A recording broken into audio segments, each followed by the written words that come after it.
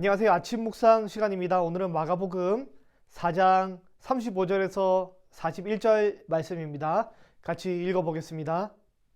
그날 저물 때에 제자들에게 이르시되 우리가 저편으로 건너가자 하시니 그들이 무리를 떠나 예수를 배에 계신 그대로 모시고 가매 다른 배들도 함께 하더니 큰 광풍이 일어나며 물결이 배에 부딪혀 들어와 배에 가득하게 되었더라. 예수께서는 고물에서 베개를 베고 주무시더니 제자들이 깨우며 이르되 선생님이여 우리가 죽게 된 것을 돌보지 아니하시나이까 하니 예수께서 깨어 바람을 꾸짖으시며 바다더러 이르시되 잠잠하라 고요하라 하시니 바람이 그치고 아주 잔잔하여지더라. 이에 제자들에게 이르시되 어찌하여 이렇게 무서워하느냐 너희가 어찌 믿음이 없느냐 하시니 그들이 심히 두려워하여 서로 말하되 그가 누구이기에 바람과 바다도 순종하는가 하였더라. 네, 보통 주일이 끝나고 월요일이면 직장인들은 굉장히 회사를 가기 싫어합니다. 토요일, 일요일 푹 쉬다가 월요일에 직장에 가려니 몸이 말을 듣지 않는 것입니다. 그래서 이것을 월요병이라고 합니다. 그런데 그리스도인들에게는 일반 직장인들의 월요병은 배부른 소리 같습니다. 그리스도인 직장인들은 어떻습니까? 주일이면 교회에서 온 힘을 다 쏟습니다. 그리고 지난주 토요일에는 구역 일꾼 수련회로 인해서 또 교회에 가기도 합니다. 아울러 각 교육부서에 성경학교 등 여러 행사들을 준비하거나 위원회에서 많은 일들을 하다 보면 굉장히 몸과 영혼이 지칩니다. 오늘 본문을 보면 예수님도 굉장히 열심히 사역을 하시고 피곤하셨던 것 같습니다. 35절을 보면 예수님은 하루 종일 사역하시다가 날이 저물 때에는 퇴근하고 집에 좀 가시지. 갈릴리 호수면 지금 가버나움 본동네 예수님의 댁 근처이신데 그렇게 멀지도 않습니다. 좀 쉬시면 될 텐데 예수님은 바다 건너 저편으로 한 영혼을 만나러 가자고 하십니다. 예수님은 배를 타고 설교를 하시다가 타신 그 배를 그대로 타고 그대로 이동을 하십니다. 갈릴리 바다는 사실 호수입니다. 유대인들에게는 물이 너무 귀하기 때문에 유대인들은 물이 조금만 많아도 바다라고 부르지만 로마에서는 이 갈릴리 호수를 디베랴 호수라고 부릅니다. 유대인들이 얼마나 물에 대해서 많이 이제 이 과장을 하자면 성전의 제사에 쓰려고 물두멍들을 모아둔 공간이 있습니다. 그 물탱크를 유대인들은 뭐라고 부르냐면 바다라고 부릅니다. 물이 좀 모여 있다고 그걸 바다라고 부르기도 합니다. 그만큼 유대인들은 이 갈릴리 호수를 바다라 부를 만큼 유대인들에게는 엄청나게 큰 공간이었습니다. 갈릴리 호수는 헐몬산에서 내려오는 차가운 공기와 또 지중해 쪽에서 넘어오는 대륙을 거쳐오는 육지의 따뜻한 공기가 만나서 때로는 돌풍이 불기도 합니다. 작은 호수이지만 돌풍이 일어나기도 합니다. 갈릴리 호수는 제자들이 과거에 날마다 배를 타고 물고기를 잡던 삶의 터전입니다. 그래서 그곳에서 제자들은 수많은 풍랑과 파도를 경험했기 때문에 그곳의 기상 변화를 아주 잘 알고 있습니다.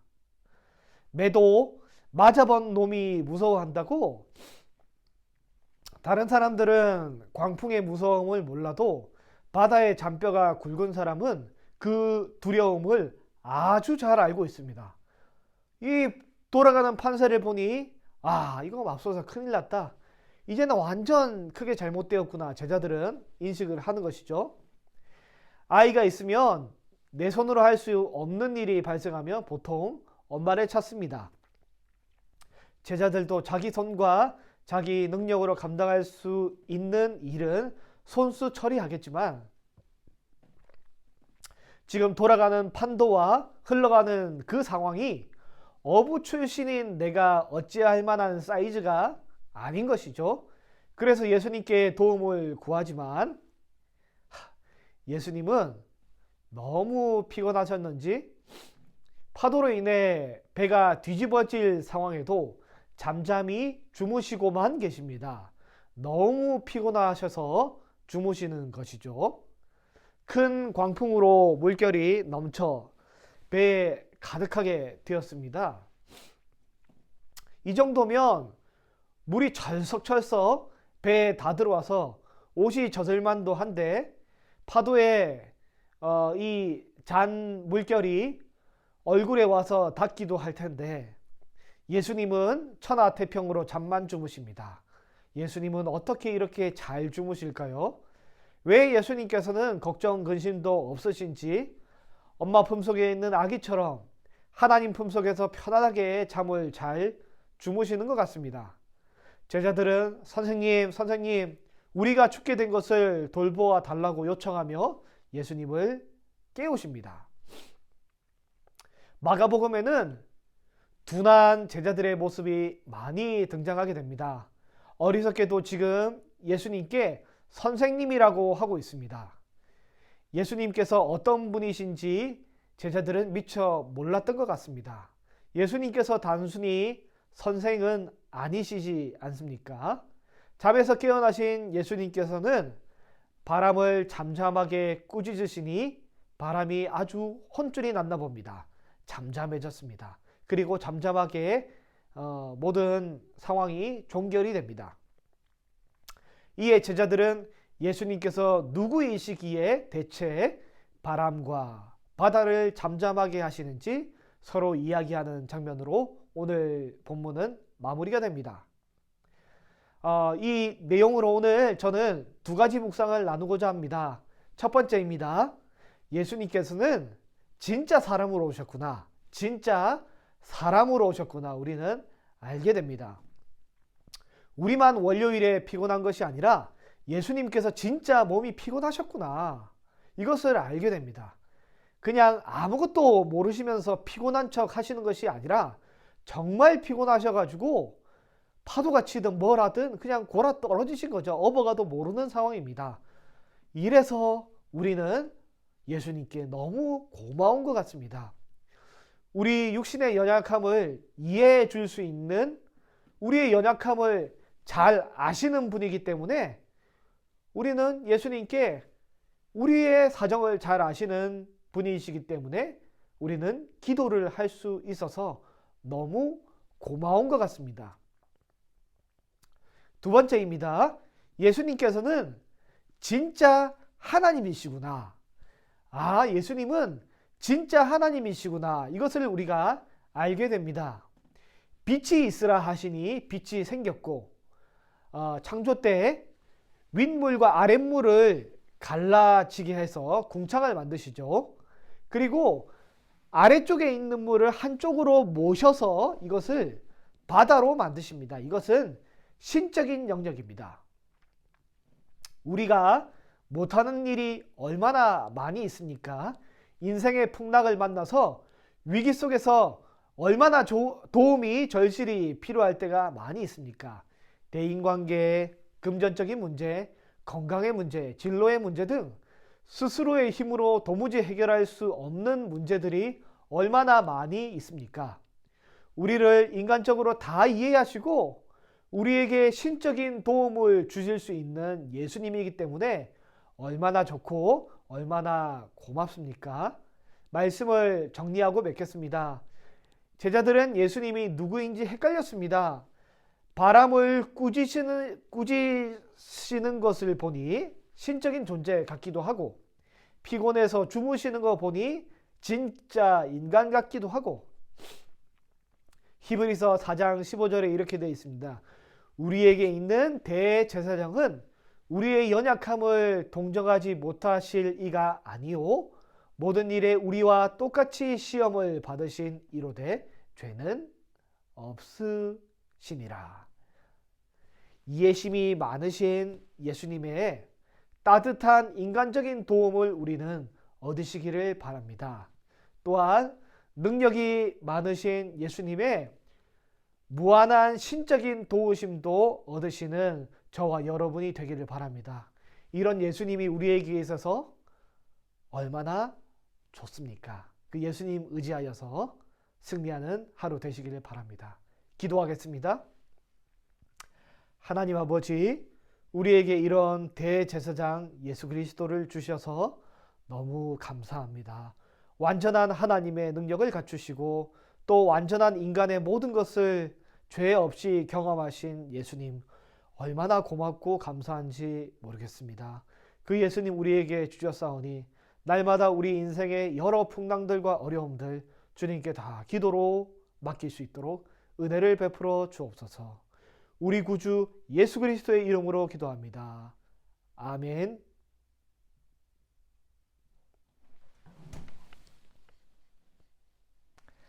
또한 18절을 보면 세례 요한의 제자들과 바리새인들이 금식을 하며 우리는 금식하는데 예수님의 제자들은 왜 금식을 안 하냐 이런 질문을 하는데요.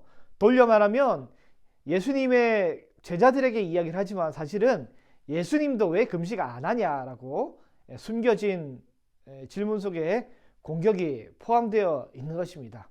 예수님 왜 금식 안 합니까? 이렇게 이야기를 하는 것이죠. 금식은 왜 하는 것입니까? 금식은 내 삶에 하나님 나라가 필요해서, 내 삶에 예수님이 필요해서 금식을 하는 것이죠. 그런데 지금 예수님은 하나님 나라를 몰고 다니고 하나님 나라를 도래하게 하시는 분이시고, 예수님의 임재가 우리가 금식해야 할 이유인데 예수님은 지금 바로 여기 계신데 예수님을 모시기 위해 금식을 해야 할 이유가 전혀 없는 것이죠. 우리는 율법을 지키고 또한 율법을 따르고 율법을 추구하는 것은 그것을 왜 하는지 생각하고 이해하고 우리가 그렇게 율법을 준수해야 하는 것입니다.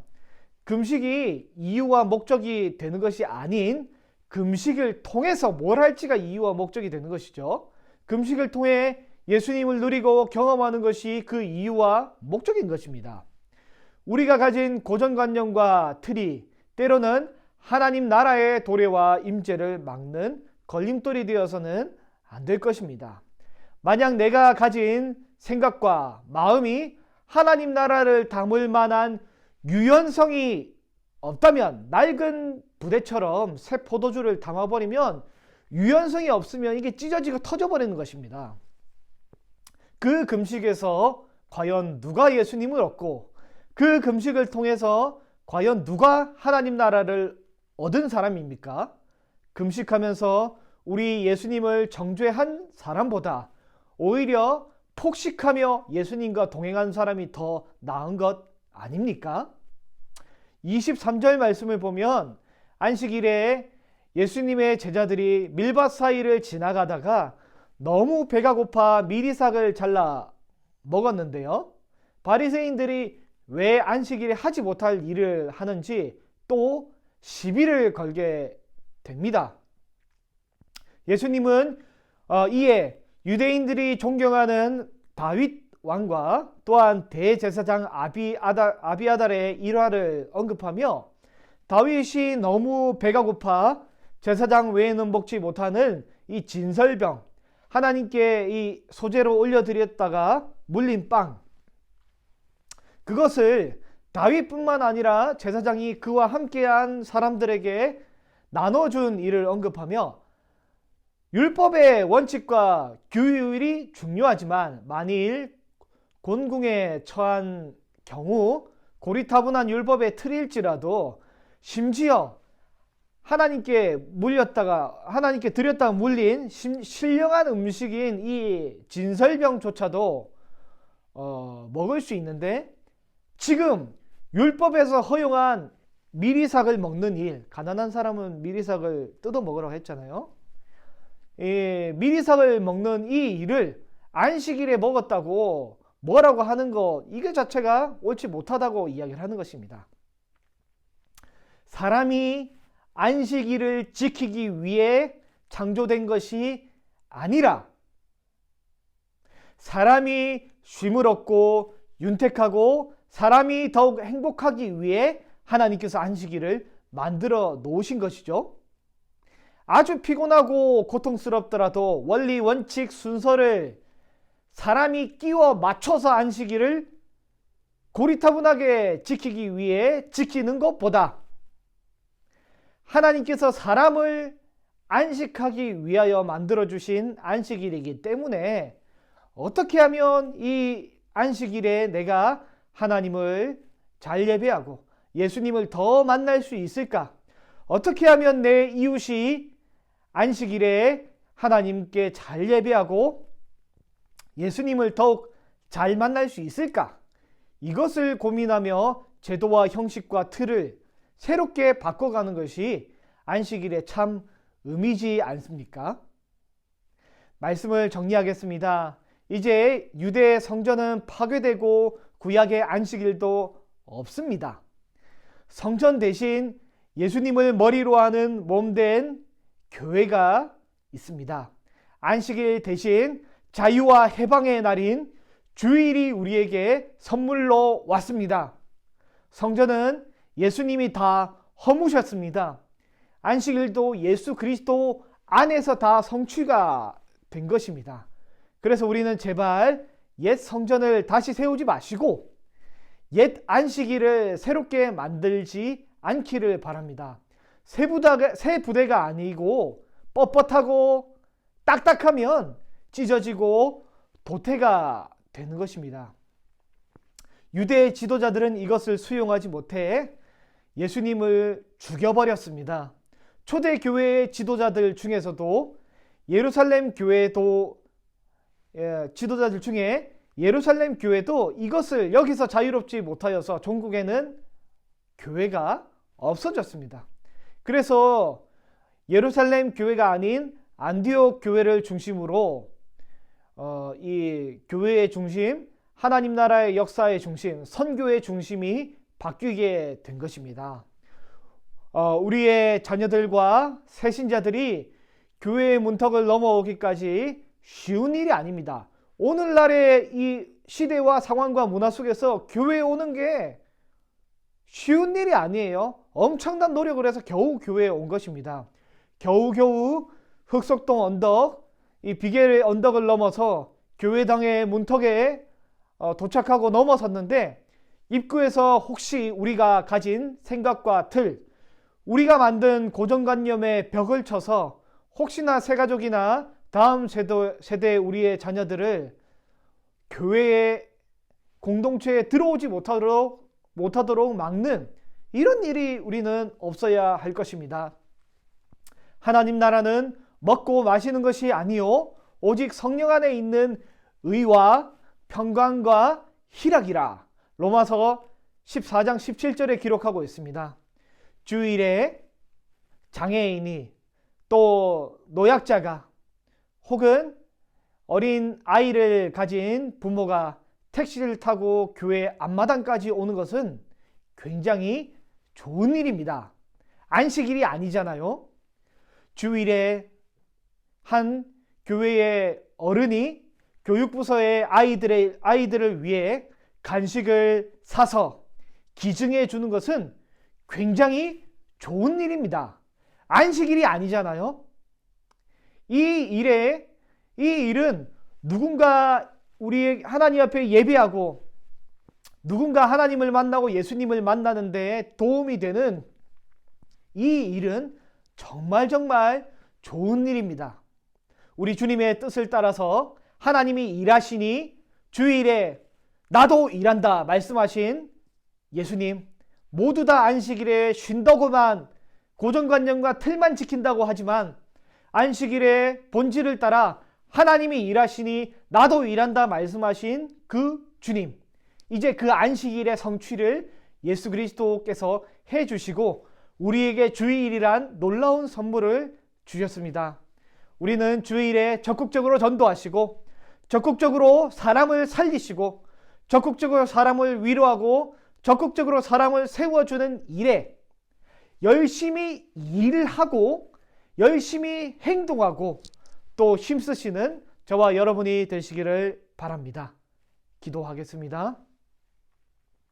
하나님 아버지, 우리의 생각과 고정관념으로 하나님도 일하지 못하게 하고 사람도 일하지 못하게 하는 어리석은 우를 범하지 않도록 은혜를 베풀어 주옵소서. 하나님이 일하시기에 우리의 마음과 생각과 물질과 돈을 적극적으로 활용하여서 영혼 살리는 일에 주일이든 평일이든 언제 어느 시점이든지 아주 힘쓸 수 있도록 우리에게 은혜를 베풀어 주옵소서. 우리 구주 예수 그리스도의 이름으로 기도합니다. 아멘. 오늘은 태국의 김건용, 김동숙 선교사님을 위해서 기도해 주시기를 바랍니다.